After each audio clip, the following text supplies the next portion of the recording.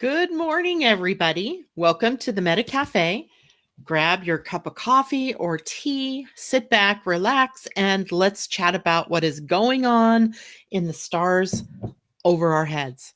I hope you all were able to view the total lunar eclipse last night. It was so fabulous.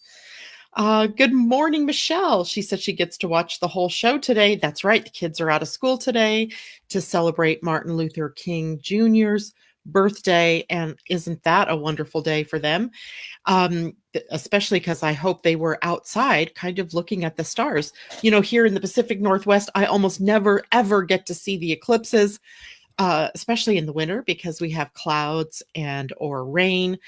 And last night there were breaks in the clouds. So I was able to actually watch the eclipse and it was so beautiful, wasn't it? If you got to see it, I'm sure it just stirs something deep in your soul to be able to connect visually with something as gorgeous as an eclipse. And there were times the clouds would filter across the moon and I lost sight of it. So I would be sort of sad and I'd come inside and then my husband, who stayed outside most of the time, would say, "Come back, it's out."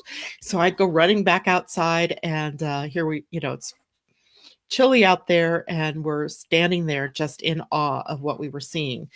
And hopefully you all were able to see it as well, or at least tap into the fact that it was happening. I was texting my grandkids, my daughters, "Go outside, watch this." My son FaceTimed me and said, "Mom, are you out there? You didn't tell me there was an eclipse." I said, "Well, you should be watching my morning show because we've talked a lot about this particular eclipse." And I'm hoping as well, besides visually connecting with the eclipse, I'm hoping that you all have stories or tales of things that have been revealed to you during this time period. Remember, a lunar eclipse is because it is also a full moon. This particular full moon was quite powerful because it was a super moon. Super meaning that it was a moon that was within the 90% of the closest it ever comes to the Earth at this time. And it was something that looks bigger than when it's rising. And wow, I did get to see the moon rise last night. I was coming back from my daughter's house, helping paint her old house before she can sell that. And I was amazed at how big it looked when it was on the rise in the beautiful orangey yellow color. It was really very much a beautiful expression, let's say, of the sky in motion. And then I also had some wonderful ahas over the last several days that maybe the last 3 days that have really catalyzed some things for me. And I'm hoping you guys all had that too. So if you want to share any of your ahas or any of your revelations or epiphanies or things that came to you during the lunar eclipse, please put them in the comments. And then we can all share what our ahas were. So I will share one of the biggest ones that happened for me in a little bit here, but I want to take a look ahead. What's going on this week up in the skies? So, of course, we start the week with the moon in Leo. That's where the eclipse happened, right at 1 degree or just shy of 1 degree. So between 0 and 1 degrees of Leo and Aquarius. That's because yesterday morning, about 1 a.m., Sunday morning, my time, so 4 a.m. your time on the East Coast, the sun moved out of Capricorn and into Aquarius, and the energy then has shifted from the more taciturn, task-oriented, public persona of Capricorn to the more inventive, unconventional, nonconformist energy of Aquarius. And so everybody in your charts, you're looking that one sign ahead now to what may be going on for you in your life over the next 30 days or so. So the moon is in Leo, the sun is in Aquarius. Today, the moon is in a trine aspect to both Mars and Venus, who are also in a trine to one another. So it's kind of interesting thing going on in the sky there as Mars and Venus energies flowing quite nicely. And as well, there's a trine to Jupiter from the moon as today. So we have really good energy for the day. Maybe that's why I feel sort of buoyed this morning, or maybe it's because I'm I'm back home. I have internet that I can rely on. I feel like I'm at my desk with my things around me. I have just this feeling today of being back in my proper place, although it was kind of a fun interlude to be able to spend time at my daughter's house with my grandkids. What a week. Wow, what a week. You forget. I mean, I had 4 kids, so I went through 4 of their middle school running around their, pre-driving age, where you were the one that had to get them everywhere or rely on other people to help you get them places. And so the fact that I was running around all day long, it seemed like at times, getting this person to that place, getting that person to that place, feeding dogs, feeding my cat, coming home here. It was just a crazy week. So this week to me feels like, yes, I'm back in my proper place and that things are going to be smoother. But I also am buoyed by the eclipse, I believe. It feels to me like that there's more, well, I want to say optimism, but I don't know that optimism would be the right word. But maybe the word I'm thinking of is possibilities, that the lunar eclipse took and brought something to a close. And now that has happened, there are new opportunities. And maybe they haven't quite appeared in this moment, but they are, I feel, on the horizon. And that gives me a sense of excitement and joy building, perhaps. Or maybe it literally is that trine to Jupiter today, which gives me optimism about the future. So I'm hoping you're all feeling that too. It's a Monday morning. I know we all feel a little bit lethargic on Monday mornings, but I'm actually not so lethargic as I feel sort of excited about what comes next.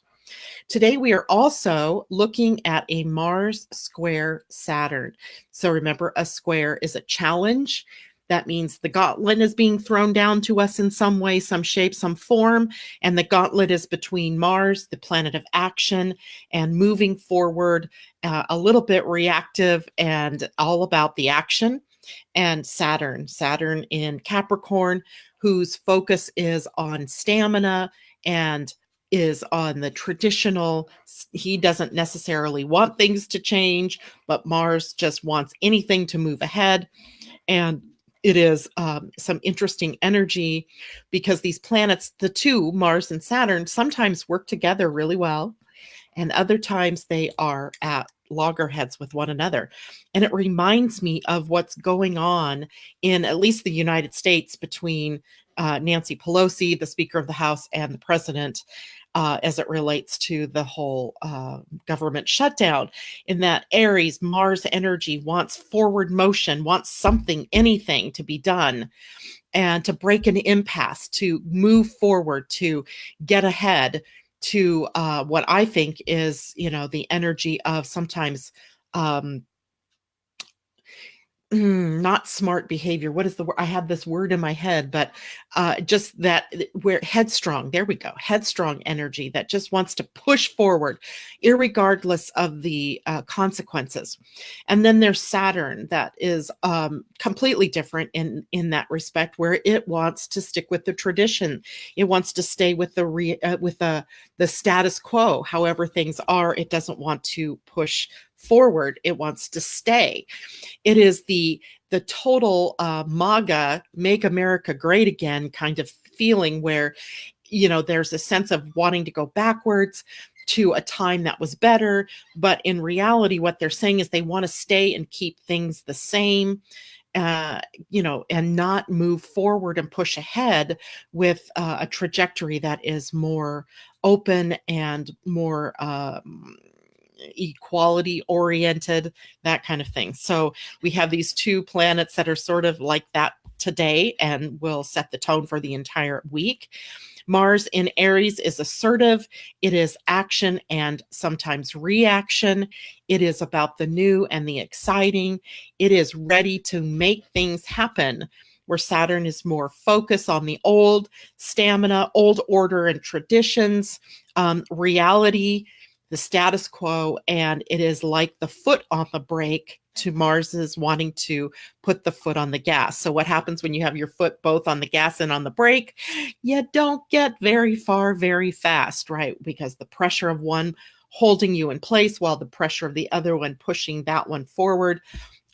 You can leave a lot of retreads on the ground, right? A lot of skid marks on the ground with this one. So we have to find a way today, and I think throughout this week, to be able to move forward, but in a more positive way. We don't want to just squeal forward, right? We don't want to jump forward and run into the wall, literally. Oh, that's funny. I didn't mean to say wall, but I did.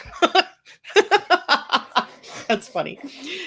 So we don't want to move forward and run into whatever the obstacles are head on, right? But we also can't stay in place, right? Staying in place is not getting us anywhere.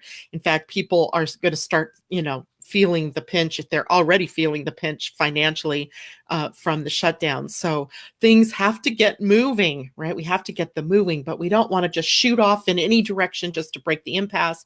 But we also don't want to go dragging our country backwards or dragging your own personal life backwards to get to where you want to go. So it's an interesting way to start the week post eclipse, but it is one that I think is going to be able to break up this impasse. I think we see some real positive movement in this particular week because things are possible now that weren't possible before the lunar eclipse. So let's see who's out here this morning. Good morning, Diana. Good to see you from Seattle. Mimi, let's see. Good morning to you. Oh, what is that popping up? The eclipse feels like an attempt to balance the we and the me. The scales will be bouncing around for a while. Oh, I'm sure they will be because, of course, this was Leo and Aquarius energy.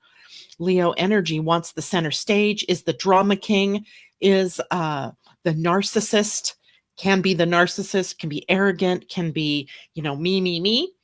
But Aquarius is the we, right? We all the way home. No, it is Aquarius energy is the energy of humanity and of humanitarianism and takes the bigger picture, the group mind, if you will. The age of Aquarius will be much more about the group and consensus and that type of thing. And of course, we're not there yet, but the energy is pushing us in that direction. So great observation, Mimi. Good morning, Tina. Tina here, badass eclipse last night. I know, it was awesome. I was so excited to be able to see it from my part of the world. Good morning, Michelle Brooks. Good morning, Colleen. Good morning, Vanita. And let's see, Mimi, good to see you back home. Thank you. I'm glad to be here. Good morning, Vicki Smith. And of course, we already said hi to our Michelle. And Debbie Hayden, good morning to you.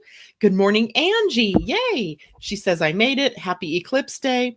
That's right. For you all on the East Coast, your eclipse happened early in the morning. So for us, the eclipse was between 8:30 and 10:30 last night. So that would have put it around 11:30 to 2:30, 1:30 your time. Suzanne, good morning to you. Blessed eclipse. Glad to see you all here. We're glad to see you as well. And Debbie, good to see you. Good to meet you. Thank you for being here with us this morning. So let's take a look at some of the other highlights of the week. And, this is one of those weeks where I think there's going to be a lot of personal impact for people. As the planets involved in this week's astrology are the moon, of course, always, but the inner planets making transits to one another and to some of the outer planets.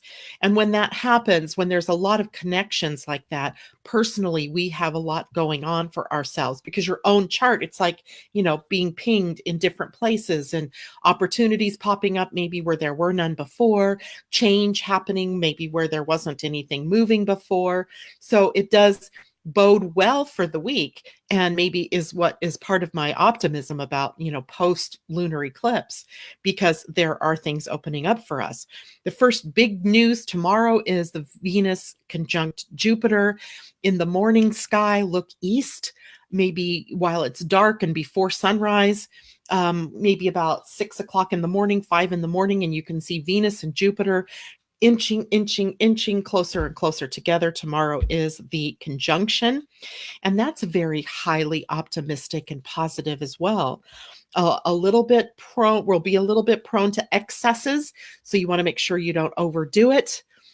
in any kind of way, overworking, overspending, overblowing what your possible actions might be. You don't want to commit yourself to death. But on the other hand, it helps us align with growth, and it helps us align with our values. And it also opens up the pathway for finances. So tomorrow may be a very good financial day. Good morning, Ann John. It's so good to see you. Eclipse was early o'clock over here. Yep, 6:15-ish this morning, evening. All, by the way, that's right, it's evening for her. So I hope you got to take a look at it. It was gorgeous. Today, or this week, we also have Mercury squaring Uranus. Now that one, Mercury and Uranus are like the low and the high octave of one another. And when I say low and high, I'm not meaning that in any kind of value judgment sort of way. It's just that Mercury rules the mind, the lower mind, and Uranus rules the higher mind. So we have a sense when these two planets come together in any way that we are having to align our mind with our higher self or our higher mind. But they're squaring one another, so we will be challenged to break out of the old patterns in our minds. It's interesting because I glanced quickly this morning. I had my Course in Miracles with me at my daughter's house, but somehow I just never managed to crack the book open during the week. And I noticed this morning that my lesson, because I just picked it up and looked at it, said, "My thoughts do not mean anything." Interesting way to start the week for me.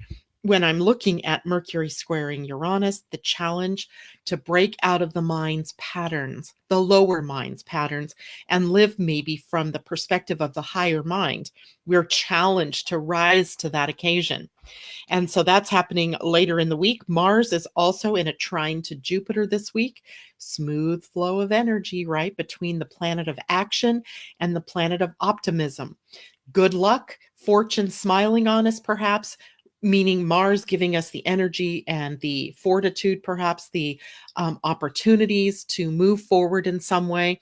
My only foot on the brake advice to you is to make sure that you are moving in a direction that is correct for you. And that helps when you use your human design type strategy and authority to move in the direction that's correct for you. So when something opens up, you have a way to be able to connect with that and make a decision that is correct for you, or not make a decision at all because maybe you're emotionally defined and you don't have clarity yet. If you have no clue what I'm talking about, you'll need to look up your human design chart, which, by the way, I really want you to do, because tomorrow we're going to spend the morning that's talking about the human design new year, which occurs tomorrow morning. And the 22nd of January is usually the first day of the human design year.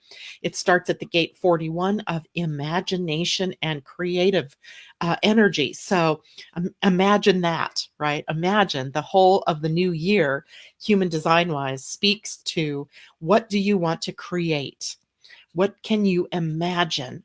There are theories that say that one of the reasons why Neanderthal man died off was because of his inability, the inability of that species of human to be able to imagine themselves any more than what they are. And it was the dawn of the dual hemispheric brain that caused us to be able to have that ability to have a creative side of the mind, as well as to have a much more data-oriented, memory-oriented, fact-oriented side of the mind, calculating, etc. So once humanity was able, or the human species was able to break into the dual hemispheres, then our ability to evolve leaped ahead. So here we have a sort of vestige of that with our human design, beginning with that energy of creative imagination. What can you aspire to, right? How can you see yourself beyond where you are now? And if we take a look at that, which we will tomorrow, we'll be able to get a snapshot of what some of the conditioning themes will be for the upcoming year, what we'll want to watch out for collectively, And if you have your own personal human design chart with you, you can take a look at some of the gates we will be talking about to see whether it is something that is already defined in your chart, and or if it is something that is opened in your chart, in which case you may be subject to conditioning during the next year. So we'll take a look at that tomorrow. I was going to do that as a webinar.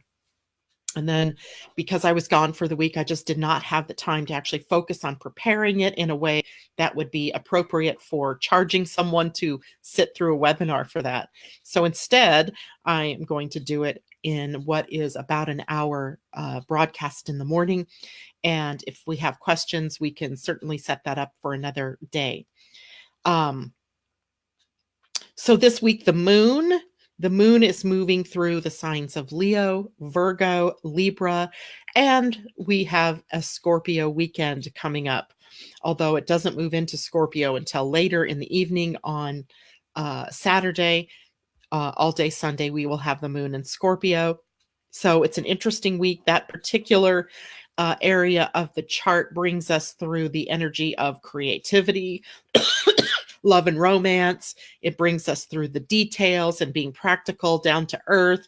The moon brings us through the scales of Libra, being fair-minded and justice prevailing, fairness, diplomacy. And that's why I think maybe toward the middle to the late part of the week, we may see some breakthroughs in, at least here in the US, in the government impasse, maybe getting a pathway to getting people back to work.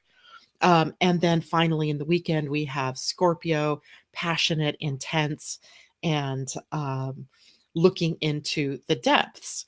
So that's it basically for us for the week. It's not really just it's a lot, but it is something that will play out for each of us personally. This isn't a week that is so much out of our hands. You know, a lot of weeks lately, there have just been things well beyond our control. The outer planets dancing with one another, and they always represent the more collective energies and the evolutionary impulses that are running through not just the planet Earth or through humanity, but through the entire universe or the solar system.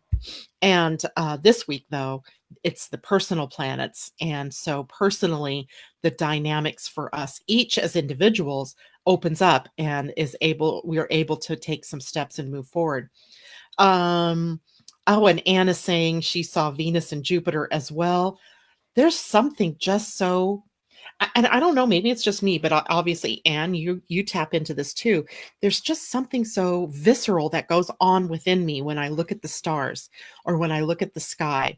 And I don't know if it's that connection that propels us backwards in time to our roots and our ancestors who must have looked up at the sky, seeing these things and just wondered, WTH, right? What the heck is going on up there? Why is this happening? And look at that. For us now, at least, well, for me anyway, I understand the dynamics pretty much of what's going on in the sky, but it doesn't take away from the beauty that is Venus and Jupiter aligning, or the full super moon as it's rising on the horizon and looks like this giant ball, or the eclipse and how the moon turns red as the earth is passing between the sun and the moon. Just gorgeous stuff, right? The sky. Okay, so nobody's saying anything about any ahas they might have had over the weekend.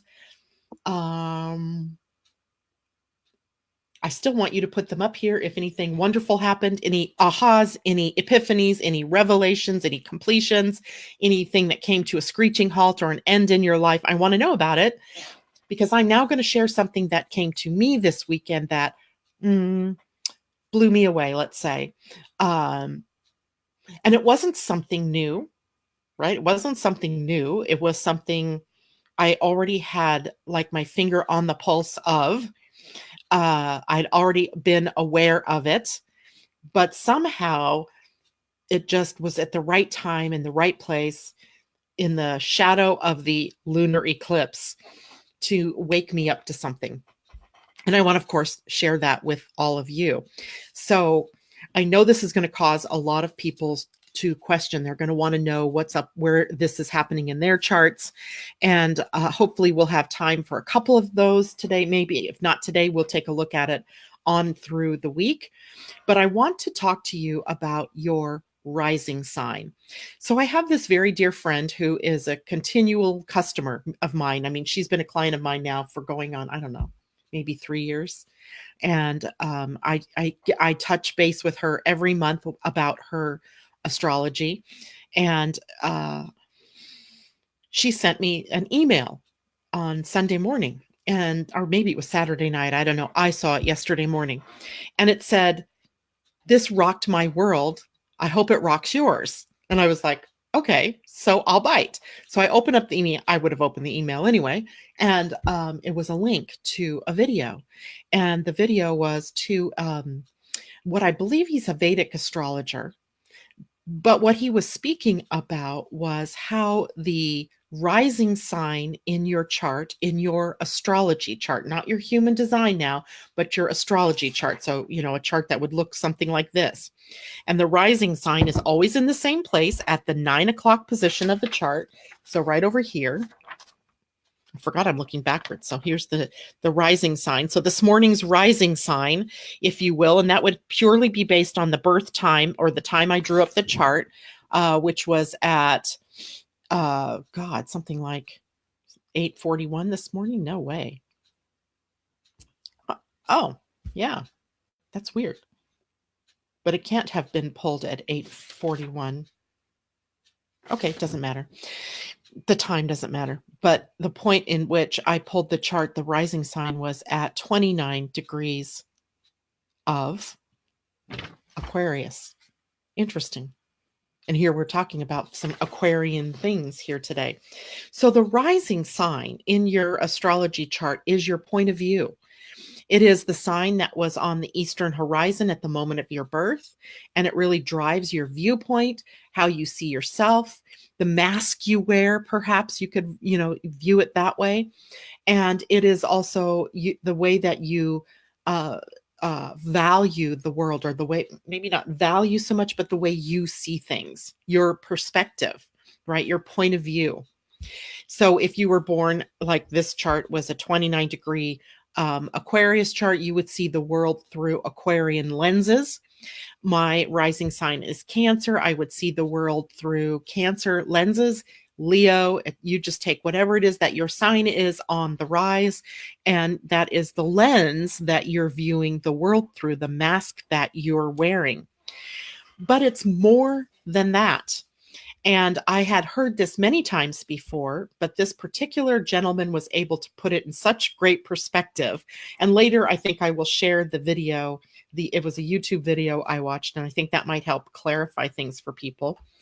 But he talks about the rising sign being the reason that you are here in this life, what it is that you came here to accomplish, what you wanted to experience in this lifetime. I've heard this many times before, that we incarnate with a rising sign that is going to push us to the things that we did not accomplish in our past lives. So he explains it like this. Let's say you go to the doctor, and the doctor tells you that you have a vitamin D deficiency. And what do? You undertake to start supplementing your diet or whatever with vitamin D, so that you can bring things in your body, the elements in your body, up to a balance. Correct? Right? Does that make sense to people? You have a deficiency in your body, so you need to move in a different direction to help sustain life by balancing out those ingredients in your body, or those vitamins, or those elements. Well, in your astrology, it's the same thing. The descendant, which is the opposite point. So if this is the ascendant at 9 o'clock, the descendant is the opposite side. You see the letters DC in there. It is the 3 o'clock position on your astrology chart.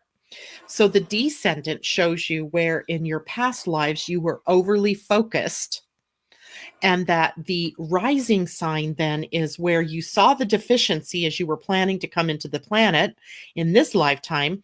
And you say, that is what I'm going to focus on in this lifetime. And I shared this with a couple of you yesterday and had, conversations with a few, was it probably 2 or 3 of you out there. Who did I talk to yesterday? God, yesterday seems so long ago. And we were testing it out, kind of looking at, is this real? Is this something that we can, really qualify in our lives? And I guess I was the third person. And yes, indeed, it is fascinating. If you take a look at your rising sign, it tells you the direction you're meant to go in this lifetime. So I have a couple of notes that I'm going to share with you about that. And as we go through it, I'm going to do it in pairs. So, for example, Aries and Libra are pairs because they're exactly opposite from one another, right? And Taurus and Scorpio are partners. They're opposite of one another. So I'm going to do it that way. So you can pay attention to both, but they are sort of related. I am totally askew in my room here. There we go. All right, so we're going to start with Aries as the rising sign. So if you know your chart, and if you don't know your chart, I apologize. There's not much I can,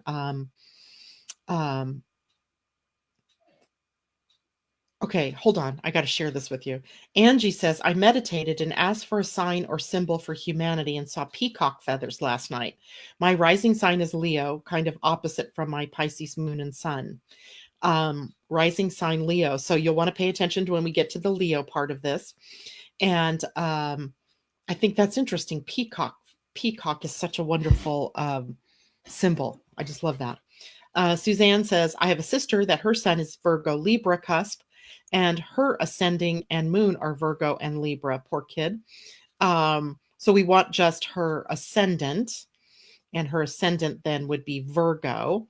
So you really want, even if it's on the cusp, you want the degree. If it's 29 to 0 of a sign, it is in that sign. Okay. So then if it's 29 degrees Aquarius or 29 degrees Virgo, we're looking at a Virgo rising. Okay. So that's important. So if you are an Aries on the rise, then what it would show is that you spent your Aries would be on your rise and Libra would be on the descendant, because they're opposing signs. Aries is a sign, of I am. It is the big I, the I. It's very much about you as an individual. And Libra is much more team oriented, right? Team oriented, relationship oriented. And when we have a rising sign in Aries, it speaks to past lives of not taking care enough of your own self, kind of dissolving your own self into the team or into the relationship. And in this lifetime, then you're meant to set yourself apart from that, pulling yourself out of the relationship and into the I am. And people with the rising sign of Aries then are here to take care of themselves, right? Because in past lives, maybe you were deep in a relationship, you were taken care of, perhaps, or you were part of a team. And in this lifetime now, it is all about you, right? It is literally someone who needs to learn to become independent, but also needs to learn when to reach out and get help. It is someone whose focus is meant to be on taking care of themselves, yet they will struggle with that very concept, right? I find that when I look at my Cancer rising sign, I struggled with that polarity because parts of me are still being called to do things the way that I would have in other lifetimes, while this other part of me is very powerful and very enticing, and I really want to spend time over there. So there's this part of me that is, you probably notice it even in your own life as we carry on here, where you're being pulled in two different directions, seemingly, right? So if you have an Aries rising sign, you may feel very pulled to be in relationships. Yet maybe when you get into relationships, they blow up on you, or you don't feel good within the relationships, or you are constantly breaking out of the relationships, especially if they try to squelch your I am. And the trick here would be for you to be able to find relationships where you are supported to be able to be your true and authentic self without dissolving into that relationship. Sorry, I still have that cough and it tickles my throat.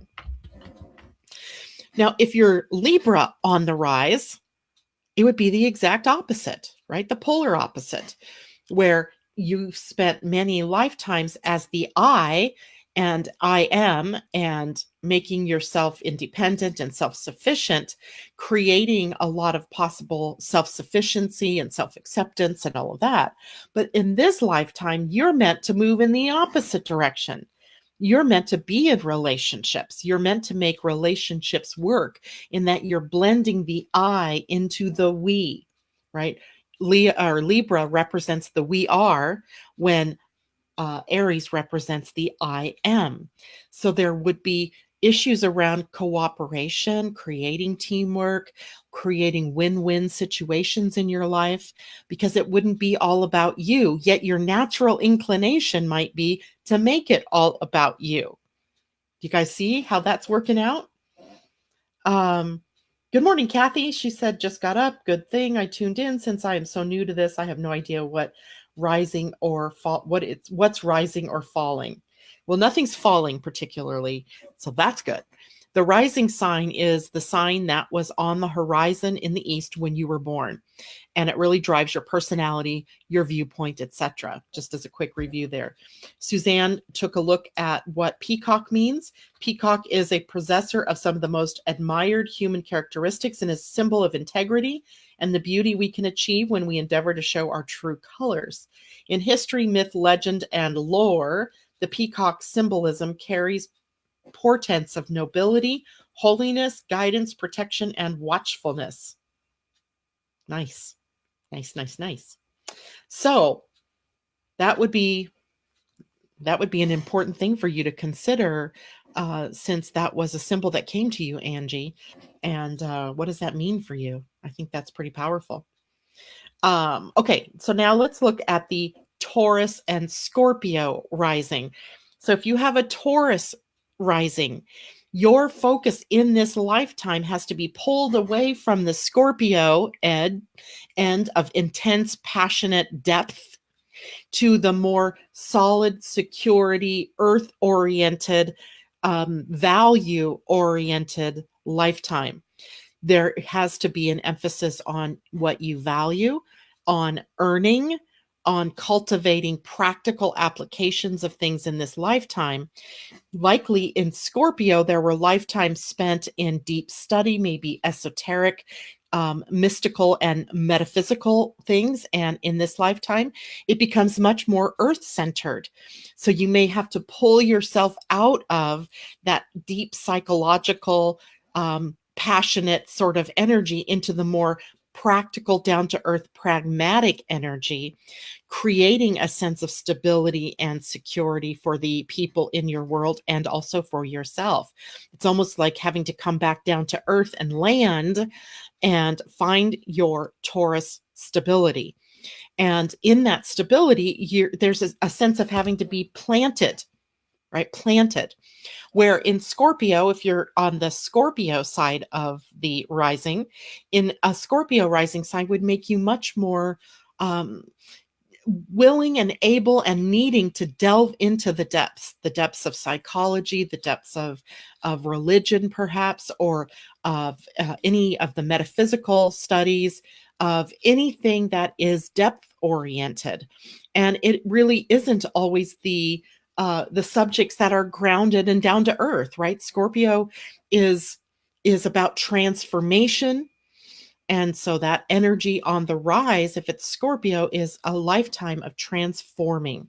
And there may be many times of change in that lifetime, where the Taurus other side was a lifetime of much more being rutted or staying in one position. And I can imagine it being, if you have Taurus on the descendant, lifetimes of being a farmer or of a landowner, being, in one place, growing up, living and dying in the same place as your ancestors, where when you have the Scorpio rise, then your life may not be able to be that way. There would be many opportunities for you to move away from and transform the energy of the old and the solid. So you can see how that polarity plays out.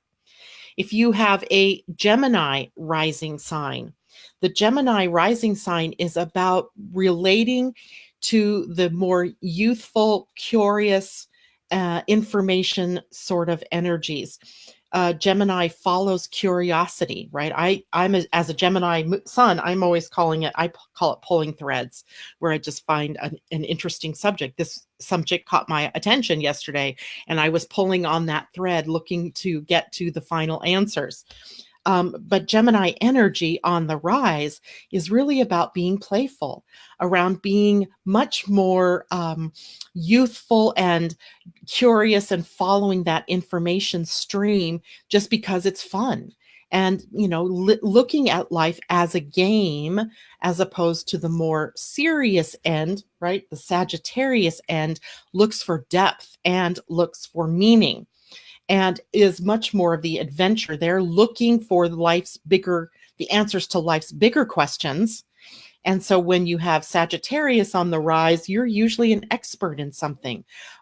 You might choose a research project in this life, and you're moving into the depths of that project, where Gemini would be skirting the top of whatever it is that is interesting to them. Sagittarius would want the deeper meaning, and they would be searching for those bigger truths, right? The capital T truths. And there's also an element of freedom in that particular sign that the person would be looking for if it was on the rise.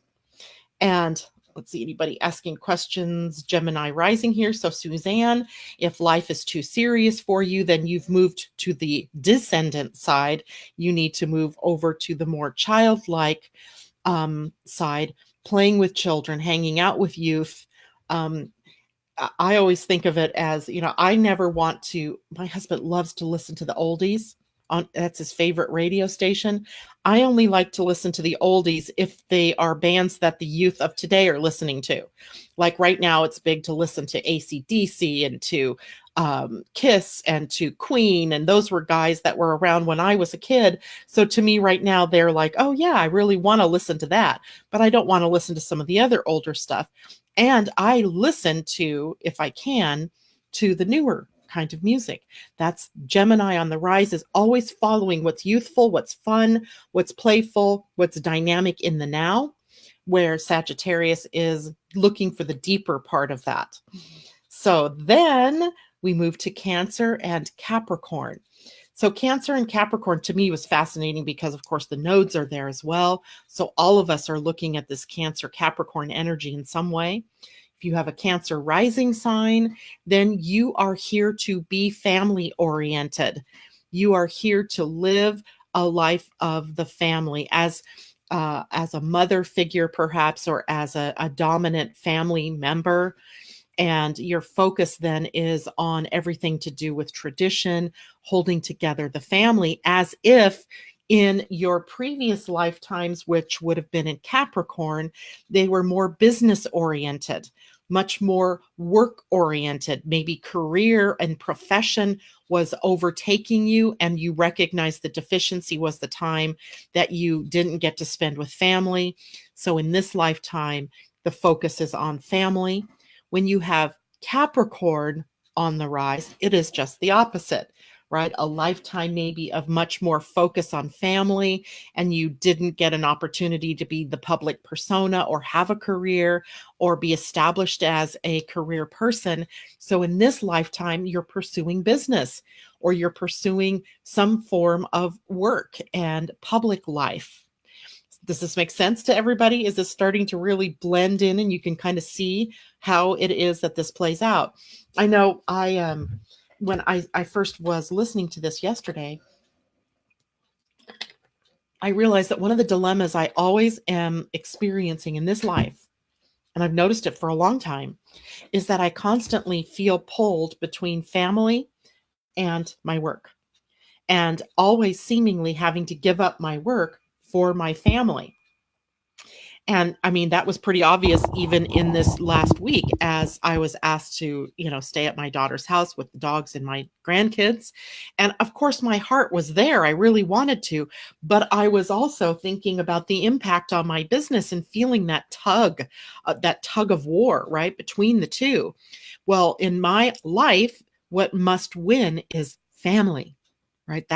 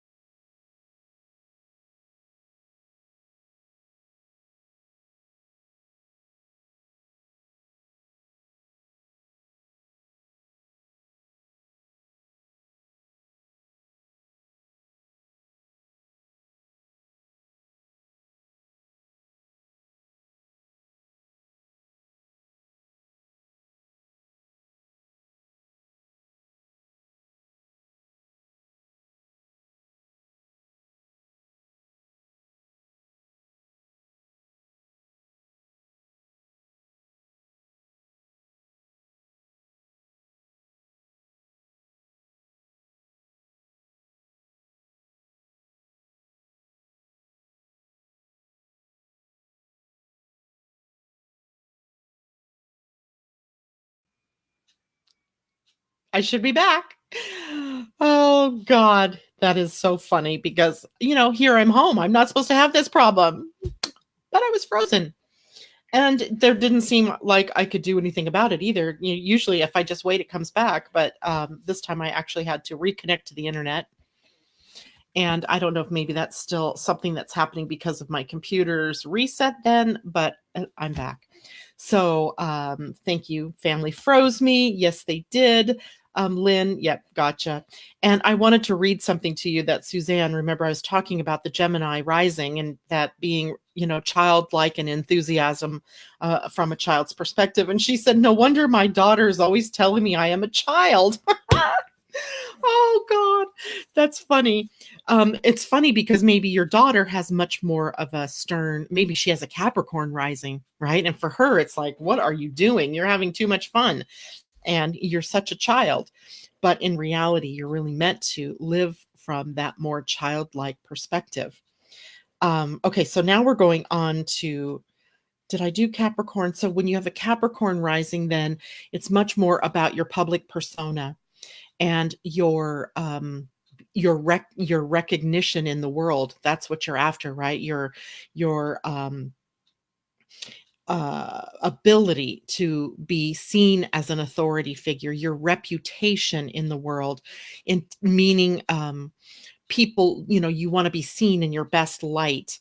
And it's the focus on your public persona, where Cancer on the other end is also much more personal.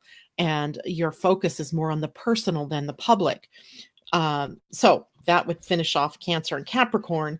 Next would be Leo. Leo on the rise needs the center stage. And I know lots of you out there who have Leo rising. And it's funny because I used to think I had a Leo rising. That's the funny story. Like I had my birth time wrong. I insisted I was a Leo rising. And when I got my real birth certificate with my real birth time and it made me a Cancer rising, I nearly, I mean, I really about just had a tantrum because I didn't want to have a Cancer rising. I wanted to have a Leo rising.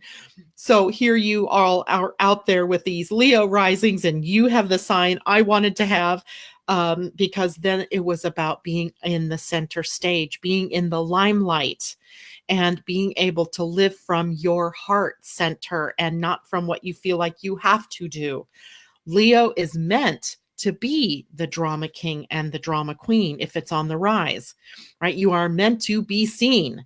You are meant to pull yourself out of the Aquarius descendant of blending your energies in with the group, and you are meant to be the standout. And I don't see Londa out here this morning, but she is one of my friends that has a Leo rising. Not only that, she's a Leo, and she's, I think, also has a Leo moon. And so she's a triple Leo, and she always finds herself mired in group, right? In group, or in the people that are trying to work together to do something. And there's nothing wrong with that in general, except that when you have a Leo rising, you're meant to be then the head of that group, the figurehead, even the person that leads the group. You're meant to be in that leadership role. You're meant to be seen, meant to be heard, meant to be acting from your own desires, and from that place of being in the center stage, the middle of everything. Now, flip that. And if you have an Aquarius rising sign, you are definitely here to march to the beat of your own drummer, but you are here to blend your energies within that of the group. As opposed to standing apart from the group, you are standing as a part of the group. So you have the inventive originality, the nonconformism, but you need to learn how to blend those energies with other people around you. So you work better with group energy, and you're here in this life to make your dreams come true by working with other people, right? Blending your energies to make a bigger project work better, instead of the Leo dynamic, which would be the one where you were the one that made everything happen. So it's the difference between the group mind and the mind that is very self-centered. And I don't mean that in a bad way. When I say self-centered, you guys got to know I never really mean it as a bad thing. If I wanted to be making something like self-centered negative, I would call it selfish or narcissistic, right? To me, self-centered is when you're able to understand who you are and what you're meant to do, and live from that place, your truth, and not necessarily living from somebody else's belief about what you need to do or who it is that you need to be. All right, now let's go to the Virgo Pisces axis. Virgo is all about being here in the now, being very much like Taurus, grounded, practical, being here in this moment. There's also a sense of healing energy here with Virgo, and almost as if that Pisces previous lifetime you were escapist, or you were too dreamy, you never came down for a landing, you never really applied practically in very concrete sequential ways the things that you knew, the concepts that you studied, or the life, just never got grounded here. It reminds me of, sort of that airy sort of energy that just never gets to be concretized. And Virgo energy then on the rise is about a lifetime where you're putting out practical, organized, pragmatic energy. And also with a Pisces on the descendant, you may not have been overly concerned about your health. And remember, Pisces has an escapist tendency to it. So sometimes we find people escaping through art or dance or drugs or alcohol or sex or gambling. Addictive type behaviors can come up through that Pisces escapism, where they're trying to get away from the real. But in Virgo, if Virgo's your rising, you've got to descend and be here in your body, in the physical, living a more purified life. Purified meaning in your body, living from a more holistic viewpoint, and not so much that la la land that Pisces has. Now, if you have the Pisces rising, it's the other way. You've spent too many lives in the worried about your health, or being overly pragmatic and analytical, seeing the details and not the trees, not the bigger details, the bigger picture. And your Pisces rising then is causing you to take a look at the bigger picture, to be able to dream the dream, to not be so facts and figures, please, and be more dreamy and outlandish and striving for the unseen. Sometimes Pisces on the rise does have issues around those addictive behaviors because they don't understand exactly, because the real life that they had before, the reality-based lifetimes they had before, they don't feel like they can come down for a landing yet in this lifetime. So they resist that dreaminess and that escapism. So interesting dynamic across that particular rise. And the person with the Pisces on the rise then has to learn to be more dreamy, while the Virgo on the rise has to learn to be more pragmatic and very much down to earth. I think sometimes people who had the Virgo on the descendant and are living a Pisces life are so worried about their health and are so worried about healing that they forget that there's a whole nother part that goes on. That there's a component, a spiritual component to themselves, and that a lot of the healing that needs to go on has to happen from the spiritual point of view and not just the body's perspective, where Virgo on the rise has to deal with the physical as well as the spiritual. I hope all of that makes sense. Let's see what people are saying. Ayesha, good morning. I am an ascendant Cancer rising. We talked about Cancer rising, and it is about the orientation of family, being family oriented and being more personally engaged with family and less concerned about your public persona. So it is a person who spent many lifetimes in business, maybe in a position of authority. And in this lifetime, they have to let go of that and in favor of being the mom, being the dad, being the matriarch of the family, whatever it is. It's much more family oriented and creating home, nurturing. It's very feminine energy. Suzanne says, this is great information, Janet. It is definitely, it, like I said, it was one of those things where I read it and I went, I listened to this video and I was like, oh my God, of course I've known this all along, just not to the profound level where it sunk in yesterday for me. And so that was huge. Thank you, Angie. Let's see, Suzanne, we love our oddballs the most. We do indeed. Angie says, I'm always the oddball, always the odd man out or oddball out. And does that mean, Angie, that you have an Aquarius rising, that you're feeling odd? Suzanne, she's a Virgo rising. Who's a Virgo rising? Oh, well, I'm lost here a little bit because probably this conversation was taking place when I nodded off. Love these morning shows. Great. Thank you.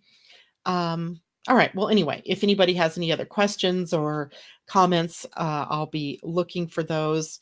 In the meantime, I want to share a couple of things that are coming up this week. And I will post, if I can find the link. I think I kept the email, so I do have the link. I'll post the YouTube video on my page, and you guys can go in and watch it and hear what from his perspective, what he's saying about it. So I want to show you guys something. I got this on Friday. The Energy Almanac, and it is awesome. I want to show you. It has this for all of you that don't know, that are new, maybe watching us this morning. The Energy Almanac was a project I was involved in earlier in the fall, and I wrote the astrology for the Almanac, which is a compilation of astrology, numerology.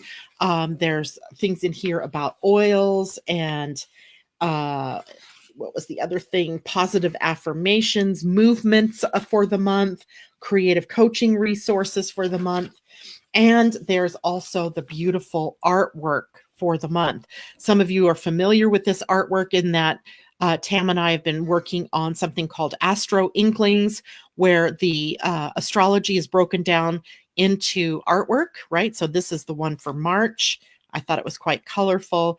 So she integrates the astrology, the moons, whatever's happening that month into the artwork. And then as you move on, then you get to March, right? And I title each of those months Out with the Old, In with the New. And then you have the full breadth of everything that's going on astrologically for that month. And let me see if I could do this. How do I get this over here? I'm so bad at this, you guys. Okay, here we go.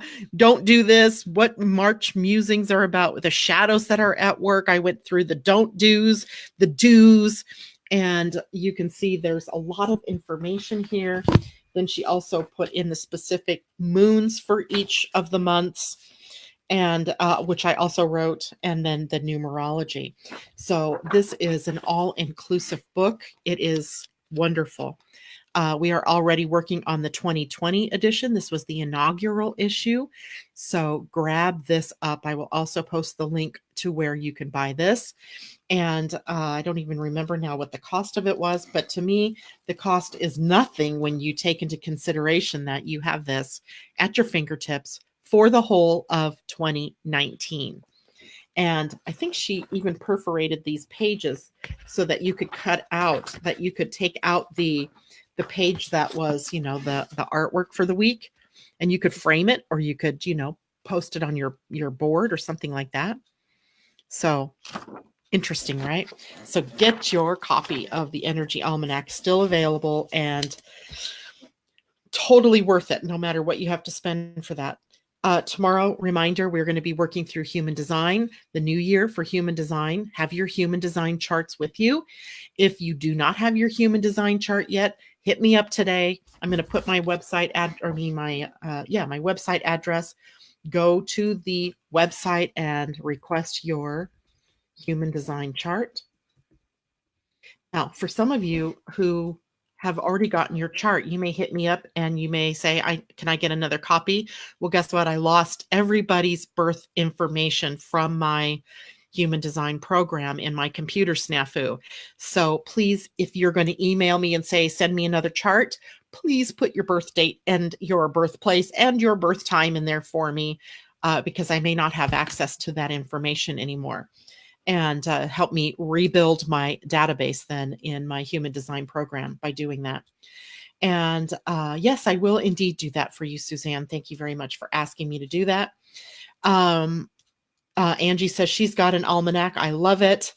And no, Vanita, you did not miss Leo Rising. Leo Rising was where it is all about you, right? This is a lifetime for you to be the center of attention, to come out of the group shadow and emerge as the drama queen, drama king, and to be the center of attention, to do what's right for you from your heart, and not necessarily considering the impact on everybody else. And as long as you don't go into the dark side of narcissism and arrogance, then your rising sign will support you into becoming the center of attention.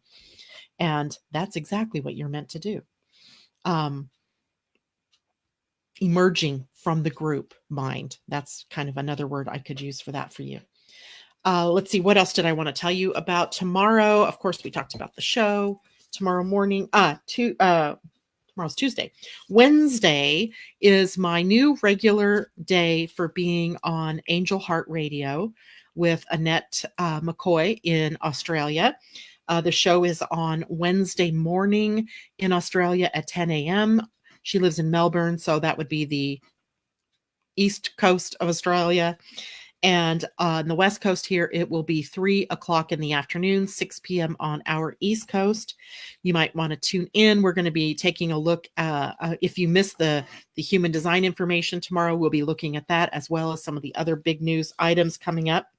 Thursday, I will be at my friend Cornelia's house for the Ascension and Astrology show. I am not taking any chances that we're not going to be able to connect. So I'm going to be at her house, sitting side by side with her. We will be sharing the mic and talking about Ascension and astrology and what does that mean for all of us. So I look forward to that.